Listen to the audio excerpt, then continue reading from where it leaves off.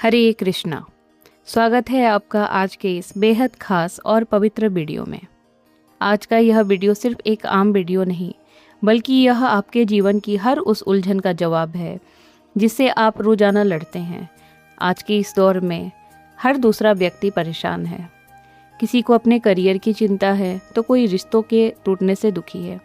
किसी का मन बेचैन है तो कोई रात को ठीक से सो भी नहीं पाता। हम सब एक ऐसी दौड़ में भाग रहे हैं जहां मंजिल का तो पता नहीं, पर थकान बेहिसाब है। ऐसे में एक सवाल उठता है, क्या कोई ऐसा रास्ता है जो इस बेचैनी को हमेशा के लिए ख़त्म कर दे? क्या कोई ऐसी राह है जो हमें हर दुख से मुक्ति दिला सके? आज से लगभग 5000 साल पहले महाभारत के युद्ध के मैदान में एक ऐसी ही स्थिति पैदा हुई थी। कुरुक्षेत्र की उस भूमि पर जब अर्जुन ने अपने ही सगे संबंधियों को सामने खड़ा देखा तो उनका धनुष उनके हाथ से छूट गया। वो रोने लगे, उनका मन बेचैन हो गया और उन्होंने युद्ध करने से मना कर दिया। तब प्रभु श्री कृष्ण ने अर्जुन को जो ज्ञान दिया उसे हम श्रीमद् भागवत गीता कहते हैं। गीता सिर्फ एक धार्मिक ग्रंथ नहीं, यह जीवन जीने की एक ऐसी अद्भुत कला है जो हर भटकते हुए मन को राह दिखाती है। आज के इस 30 मिनट के सफ़र में हम गीता के उन 5 बड़े रहस्यों को समझेंगे जिन्हें अगर आपने अपने जीवन में उतार लिया तो आपका कोई भी दुख, कोई भी डर आपको हिला नहीं पाएगा। इसलिए अगले कुछ मिनटों के लिए दुनिया के सारे शोर को भूलकर एक शांत जगह बैठ जाइए और इस अमृत ज्ञान को अपने अंदर उतरने दीजिए। चलिए आरंभ करते हैं। मित्रों, हमारी सबसे बड़ी समस्या क्या है? वो है हमारा यह मन। यह मन कभी आने वाले कल की चिंता में डूबा रहता है तो कभी बीते हुए कल के दुख में रोता रहता है, या कभी आज में जीता ही नहीं। गीता के 6वें अध्याय में अर्जुन प्रभु श्री कृष्ण से एक बहुत ही व्यवहारिक सवाल पूछते हैं। अर्जुन कहते हैं, हे कृष्ण, यह मन बहुत चंचला है, यह जिद्दी है और बहुत शक्तिशाली है। इस मन को रोकना तो हवा को मुट्ठी में कैद करने जैसा मुश्किल लगता है। सोचिए, आज से हजारों साल पहले एक सबसे बड़े योद्धा अर्जुन को भी वही समस्या थी जो आज आपको और हमें है, मन का बेचैन होना। तब भगवान श्री कृष्ण ने उन्हें डांटा नहीं, बल्कि मुस्कुराकर एक बहुत सुंदर जवाब दिया। कृष्ण ने कहा, हे कुंती पुत्र, इसमें कोई शक नहीं है कि मन बड़ा चंचला है और कठिनाई से काबू में आने वाला है, लेकिन इसको 2 चीज़ों से काबू किया जा सकता है, अभ्यास और वैराग्य।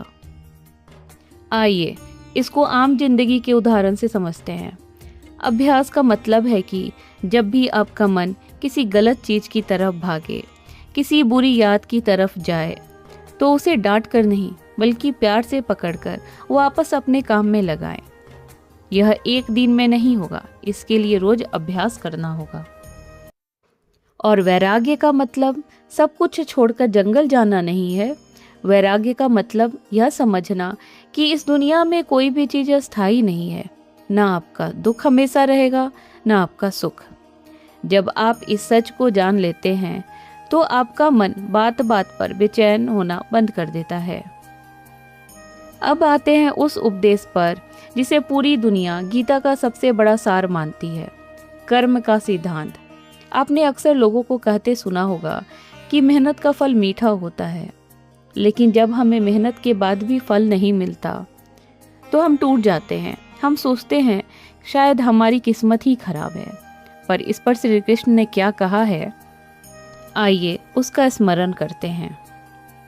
प्रभु कहते हैं, हे अर्जुन, तेरा अधिकार सिर्फ कर्म करने पर है, उसके फल पर कभी नहीं। इसलिए तू फल की इच्छा से कर्म मत कर, और ना ही ऐसा हो कि तू काम करना ही छोड़ दे। इसे ध्यान से समझिए। हम जब भी कोई काम शुरू करते हैं, हमारा 80% ध्यान इस बात पर होता है कि अगर मैं फेल हो गया तो क्या होगा, अगर पैसे नहीं आए तो क्या होगा, लोग क्या कहेंगे। हमारी एनर्जी पहले ही चिंता में खत्म हो जाती है।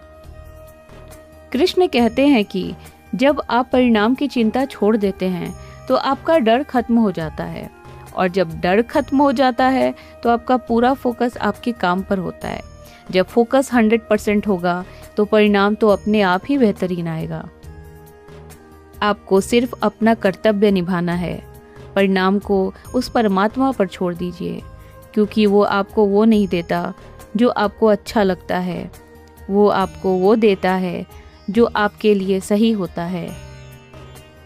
जीवन में जब खुशी आती है तो हम फूले नहीं समाते, और जब कोई दुख या बुरा वक्त आता है तो हम बिल्कुल निराश हो जाते हैं, रोने लगते हैं और किस्मत को कोसने लगते हैं।